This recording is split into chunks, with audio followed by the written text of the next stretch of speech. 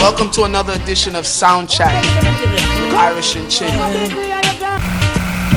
Interviewing some of the legends, Kingston, Jamaica in the Garrison. Strictly sound system culture, living legend in the sound clash world. Original Joe Lickshot, Jimmy Metro, the owner of Metro Media. Man himself, Cutty Ranks. Here for no girl, no one time gone, it was Miss Alive. I'm to no skin, Jano, we ragamuffin, the clipper sound boy wing, and the thing. My sound, we kick them off of the premises, cause we crown king. In the ring, original Robert Lee from out of Kingston, Jamaica.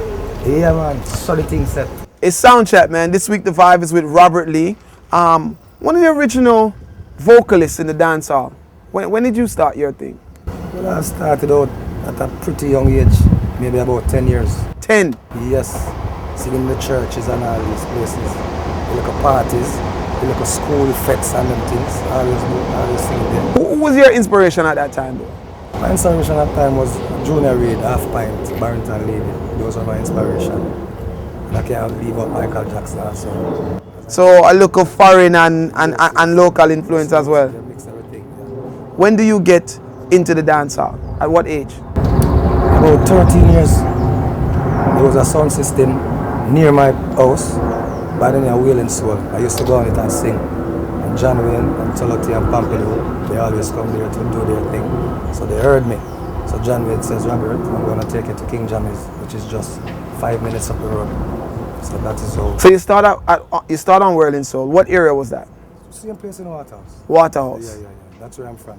No, so Jammins was the big sound in Waterhouse at the time. Yes, Jammy's, King Jammy's was the sound. Artists take you to Jammins. Yeah. What is that visit like? Well, it was a nice experience. But I didn't start it out on the sound system at first. They had me in the studio rehearsing me and these things. At Jammins? Yes. So Jammins started recording you first before you started? Before I started on the song. So when I did the first song for him, titled Fantasy World, he says, Robert, I'm going to try out on the sound system. So I said, yes, that's my break. Because that's where you always wanted to be? That's where I always wanted to be. Why do you think though that Jammins started you out in the studio first? Because most of the artists, am I correct, they start out on the sound first? Yeah, no, not a lot of them. Only the originals, the real originals like Toloti and Pompidou. But whenever you're a new artist and you're at Jammins, he tends to take you in the studio. Studio first. How you sound. So then he will know which position to place you. So the question becomes, from the studio to the sound system, how long did it take you? About 2 weeks. 2 weeks? Yes, 2 weeks. Because he saw the potential. And he said, Robert, I'm going to expose you to the Jamaican public. So I started on the song. What was it like being part of the sound system? It was really nice. I tell you, it was a real proper experience. Because I was small and the other guys were big. So it's what, 13, right? 13, 14? Yeah, they always try to push me up front. Zin. Come in, singer. You know, they always try to highlight me. That is where it started and start going from there. Who were some of the other young singers at that time?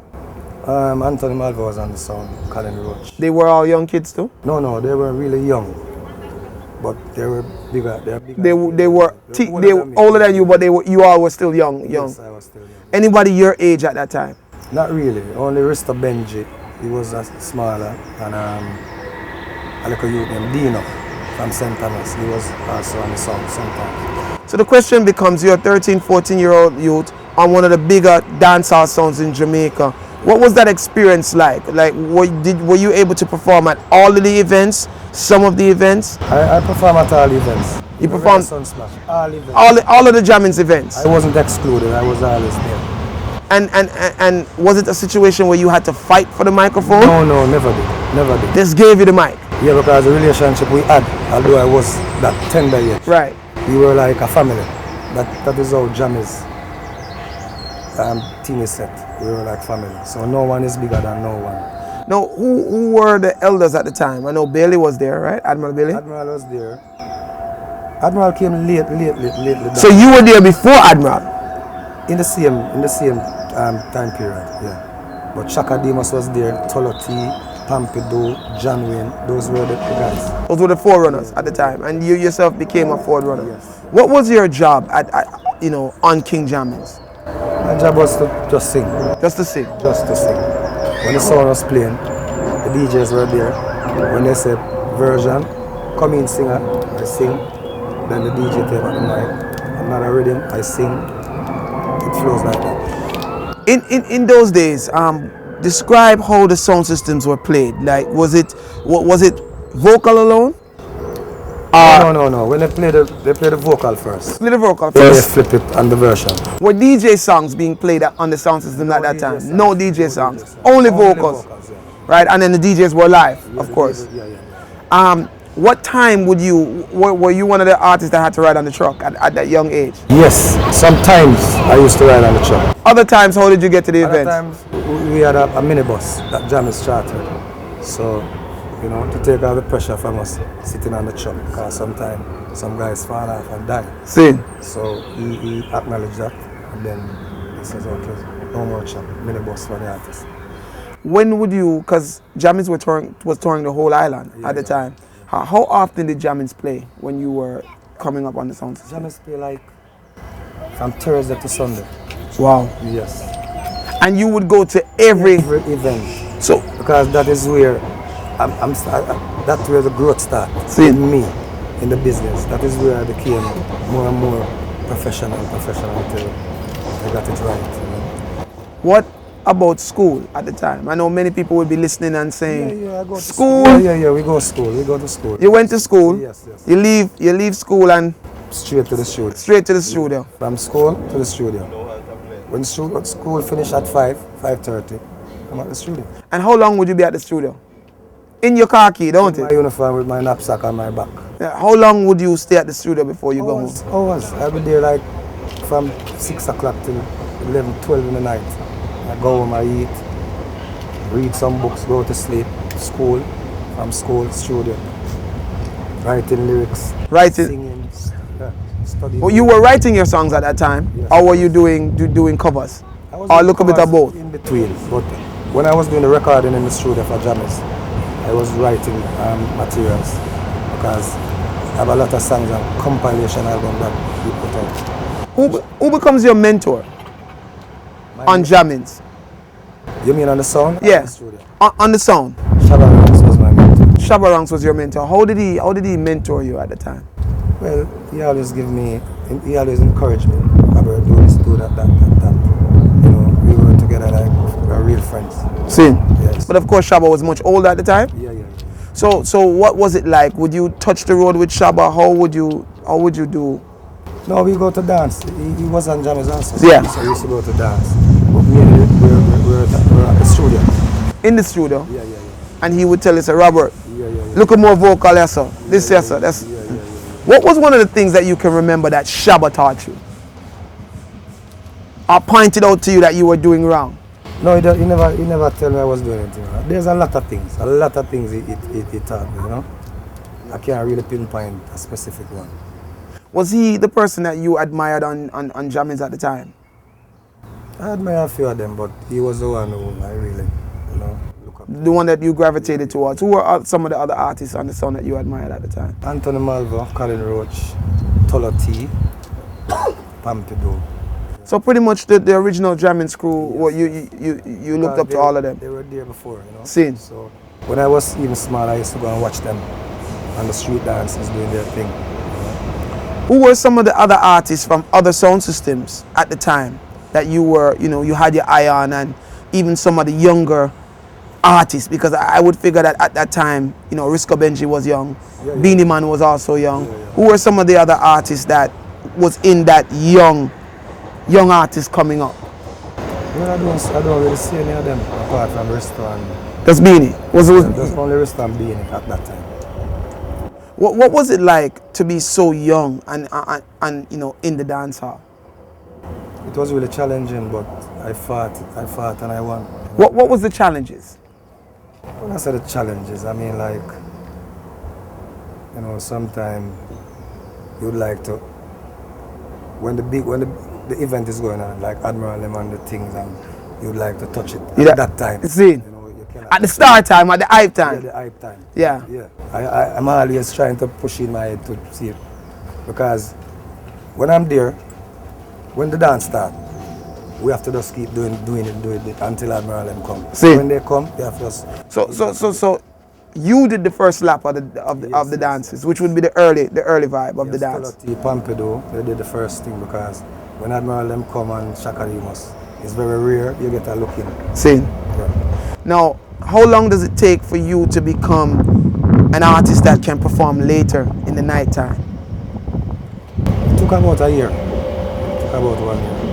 That is when Midnight Hour came out. Midnight Hour, which is, for those who don't understand what you mean by Midnight Hour, which was a huge hit in the dance hall, give us a little taste of the Midnight Hour. Do you want me to sing it? Yes, I do. I'm gonna wait until the midnight hour when my sound is gonna kill the sound guy. Wait until the midnight hour when my sound is gonna kill the sound guy. Oh yeah. Big dancehall dub plate, sound system dub plate song. How does that change your career, the Midnight Hour? Well, it changes a lot of things because I can do prime time now. A lot of sound men coming out. For dub plates? Yes, you want me to do dub plates. Someone want to take me to foreign, you understand? See. That is when it is. So would you say that was your first solid hit in the dancehall? That was my first solid hit. Yeah. Who do you leave behind now? Now that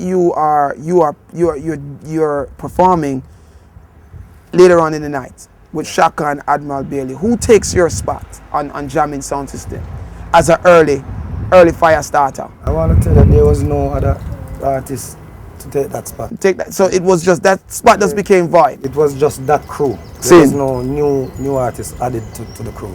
It was only the same thing. When you do Midnight Hour, how old are you? About 19. 19. So you become a 19-year-old dancehall star. Yeah. Sensation in the dancehall. Now, let's talk about the other sound systems because Jammins was a class sound, a competitive sound.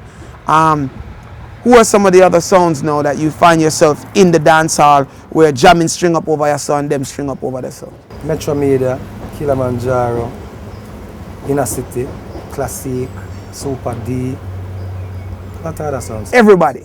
Yeah, the whole... the whole circuit. Yes. Now, who becomes the rival of Jammins? Who do you find Jammins playing with every night and King Jammy comes and telling us, say, yo, we have to win that one here tonight?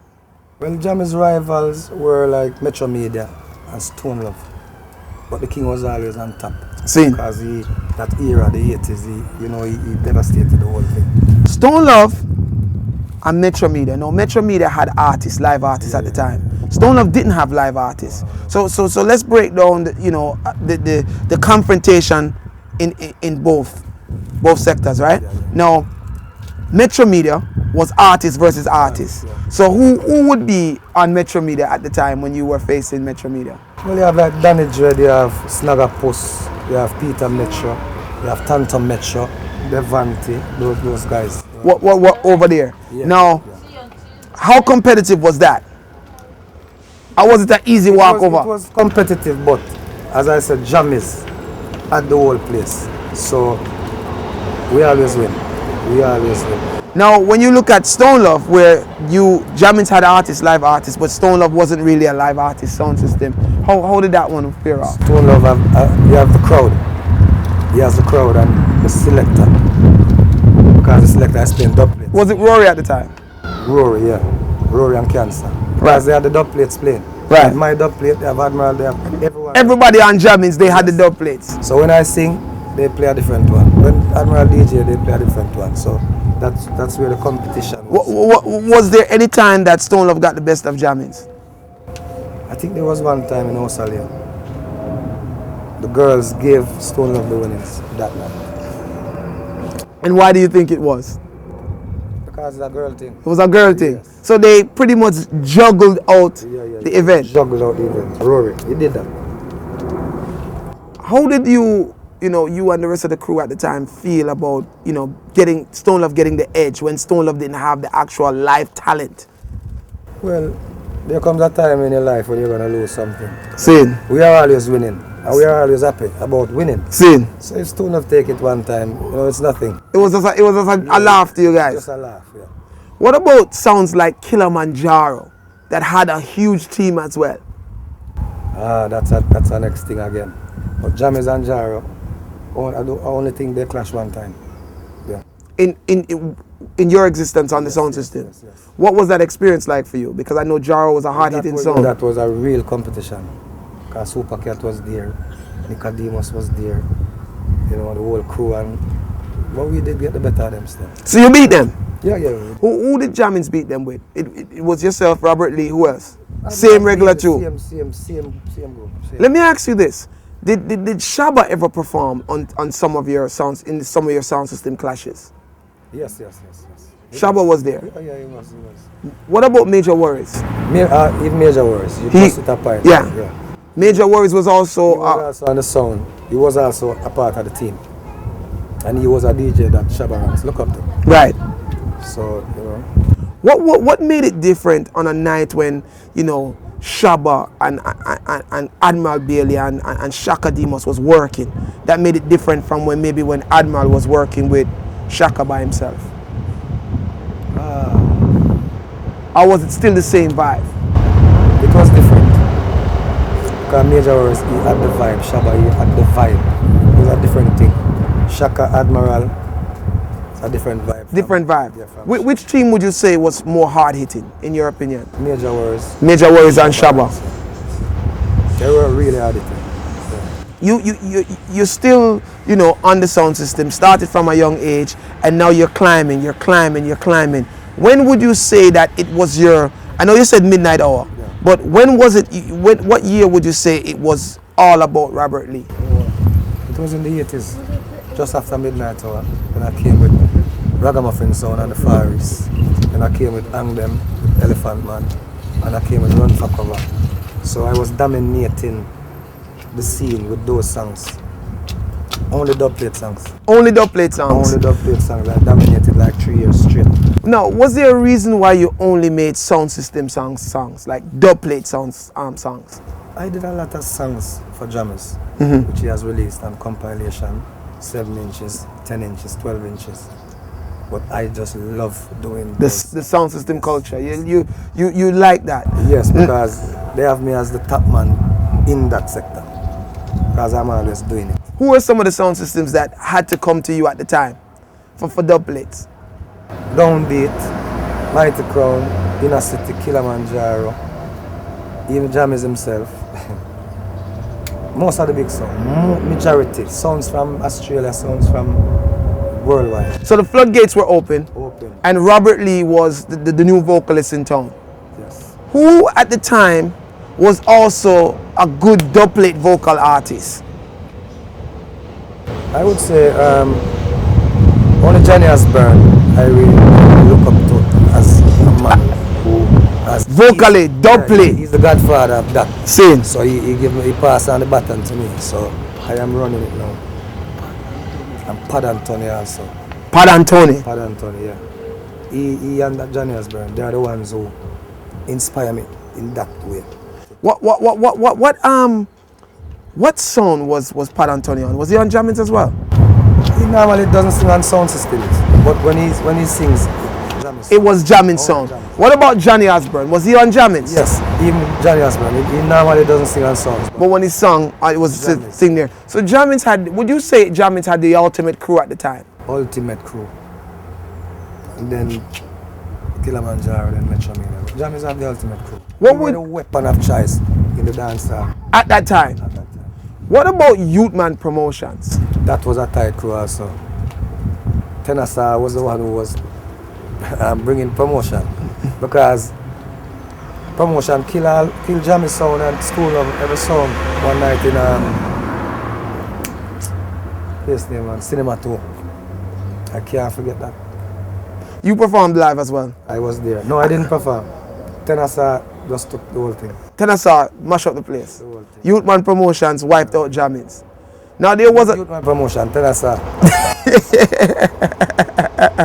No, there was a time when Jammins also wiped out Youthman Promotions. Yeah. Vice versa.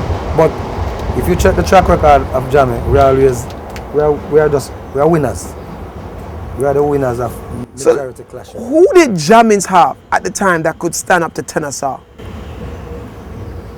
vocalist. Vocalist, yeah. Well, as I said, Johnny Osborne, he doesn't sing on the song like that, like Pan Anthony. So I was there. You was there to go Anthony with Malvo. Tennessee. No, I wasn't gonna go with Tennessee. Zin. I was there, Anthony Malvo and Colin Roach was there. So it was 3 of you. Yeah, but Tennessee, he had the hits. Tennessee had the He's catalog the at the man time. moment, yeah. Right. So it was hard for you guys as a vocalist on Jammins to compete against Tennessee at times. I wouldn't compete with him in the dancer. at that time. In that time. But no, if he was here, I would. Because I was still growing. So who was the matured artist, vocalist on Jammins at the time that if Jammins have to clash with Youthman Promotions, King Jammy would say, But he would use Tennessee. Colin Roach. And he would use Anthony Malvo. Were they able to stand up to Tennessee? And be honest with me. No. They couldn't stand up to Saw. No, never did. Now, They're good proper vocalists, they're my friends. Right. But Tennessee at the time. Let's look at Kilimanjaro then. Yeah. And you mentioned Supercat. Yeah. Who did Jammins have at the time that could face off with Supercat? Shabaranks, Major Worries. Shabarang's Major Worries. So Shaka Demos. it was a Yeah. may the best man win at the night time type of thing. Who were some of the other sounds that we mentioned? Let's look at Black Scorpio, who also became a rival with King Jammins. Yes. With General Trees. Trees was the top man too. Trees was- he was the one who had the reins. Right. And Black Scorpio. Yeah. And who did Jammins use to kind of balance the vibe with General Trees? Admiral Bailey would balance that vibe. Admiral Bailey. Yeah. Because every sound, the rivals, we have someone to sort it out. Were you there in the time of Stereo 1? Yes, Stitchy? Yes. Were there Jammins versus Stitchy competitions? No. Never happened. Stereo One clash with Jammers, but there was not like Admiral DJing against. It wasn't a big thing. No. It never turned into to be a deep rivalry. Stitchy was the man at the moment. So, Admiral just doing his thing, but Stitchy was just mashing it up. There was also a time when Peter Metro was the man of the moment on Metro Media. Who would you now use? Shaka Demus would sort that section out. Who do you, as a young artist, who do you come up being somewhat dancehall rivals with on other sound systems? Someone your age or someone who was current when you were current on another sound system? Were you Shade, Pliers, Pinchers. Wow. Yeah. Pinchers was on what sound? He's not normally on. He just He's just on this sound, that sound. He doesn't have a fixed sound. So Quenched, Pinchers, Pliers are the artists that you found yourself tossing up with most of the time. Yeah, because sometimes you have sound clashes. Yeah. And the owner for that sound would come and say, Robert, I need you on that night. Sin. Then the other sound would say, Pliers, I Need you on that night. Robert, he's there. Yeah. So that's where the rival. So that's and how does that pair out with you and Pinchers or you and Pliers and Quenched? Well, I only have the hardest rivalry is Pinchers because he's dangerous. Likewise, me. Sin.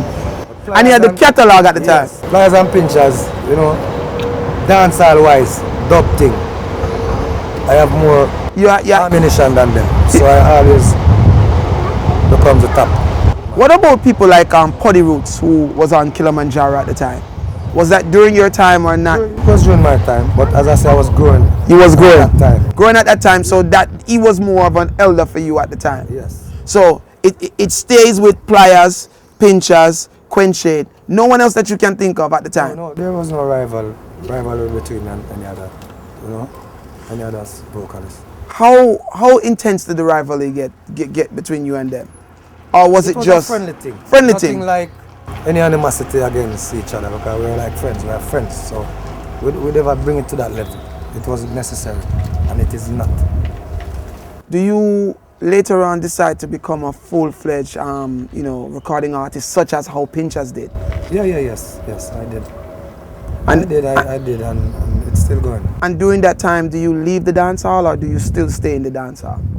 Well, I never leave the dance hall really. I sing on sound system, but not clash things. Only when I'm doing dub plates. Sing. So when I leave the dance hall, I came to England.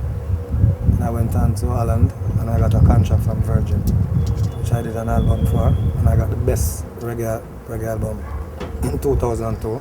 I'm still doing some recording. Right now I have like 8 songs released right now. When you come to England, do you find a home here on a sound system, or do you just leave the sound system thing alone? I found a home with V-Racket. V-Racket sound Yes, system. that was my sound and still is. See, That's the #1 sound in England. I Wait. don't care what nobody was. when you were on V-Racket, which artists was V-Racket using at the time? Who becomes your new family around V-Racket? It was Penny Irie, Edgerton, sometimes Daddy Freddy, myself. Edgerton, yeah, that's a school. And who do you take on? Because V-Racket was also clashing in England. Well, we take on a lot of sounds, you know. And we all use a win. You know? It was the Sometimes, Saxons, so- the yes, Saxons, yeah. the Coxons. Yes, and the Tubbies and all those things. But sometimes we lose a one clash now and again because it's not all the time you can win. How do you remember? Let's start off with Saxon, because that was the measuring stick for most sound systems at the time. yeah. How do you recall a Saxon and V-Racket clash? Those were the days, I tell you. Dangerous clash. The rivalry was really intense.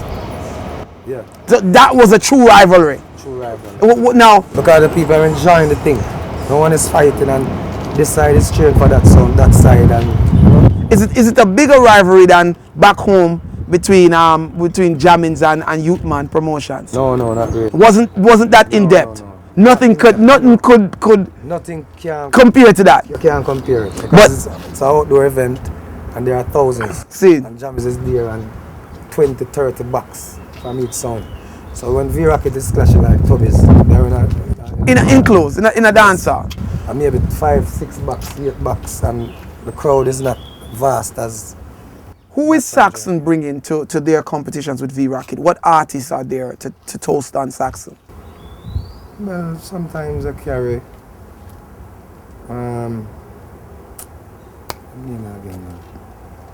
Somebody. Was English. it Levi, Papa Levi? Yes, them them Levi, yeah. Tip Irie. Tipire and the crew and Prento Youth and. Now, what was the vibe like? It was nice. What were you able to hold them off? Because you said, when we started speaking, you said V-Racket don't lose no clash. We lose clash, but not regular. No regular thing. yeah. So it's safe to say that you've defeated Saxon already. I would even say that, in between, middle. In between. Yeah. So the clashes between V-Racket and Saxon, in your opinion, were pretty much like this. Yeah. Let's look at other sound systems that you've probably clashed. Tubbies. Who was DJing Tubbies? Can you remember at the time? Not really, no. Because it was years ago. And I can't- Were they any threat to V-Racket? No, not really, no. What was the vibe like, when you compare your experiences in Jamaica to your experiences in the UK dancehall here with V-Racket? So your life on Jammins compared to your life on V-Racket. How? It was more. What would be different? In Jamaica, It was more Jamaica. I think it's better. More exciting in Jamaica. Is that because there were more superstars around you at the time? Yes, you keep learning. Every day you learn because I was young, so I'm learning from every little thing. On V-Racket now, what do you get from the V-Racket experience? Do you just learn the circuit here in the UK? Yeah, I just learned the circuit. Definitely. Did you ever go back to Jamaica and join back the sound system culture, or you just stayed in England? No, I'm here for a few years now. Have you ever clashed on V-Racket with some of the same people who used to be your stablemates in Jamaica? No, never did. So Different. you know, but none of them up again. None of them. Because whenever they're here, they're always on V-Racket. They were always I use here V-Racket. V-Racket. Glorious and is here V-Racket. Johnny Osborne is here V-Racket. So So there was never a competition. Never a competition. it wasn't that chance for me to really clash with a rival. If there was any, vocalist at the time during your come-up days that you would have liked to actually went pound for pound with and prove to them that you could hold your own, who would that In England or in in Jamaica? quite a few of them. Name them. top artists that you would have liked to, you know, if you could make it happen, you'd have liked to been around Jammins at the time and have them over there to prove that you are just or even as better, even better than they are? What are them, man? Little John. Little John, Palmer. Tristan Palmer, Barrington Levy. Barrington Levy. Works. So basically the whole fraternity. You would have liked to get a shot with the whole fraternity. One person that I didn't hear you mention though, and I'm surprised that you didn't mention from you mentioned Pinchers, Sanchez. Was there any buck-ups with Sanchez? No. There was no rivalry between me and him. He's a friend of mine, and we never get a chance for me to be on a sound system and he to be on another one, and we face off. If you could do it all over again, what would you change? Nothing. Nothing. I love it so much, you know. To me, it's like food. It's a year that I breathe. It's another week of SoundChat, man. Robert Lee.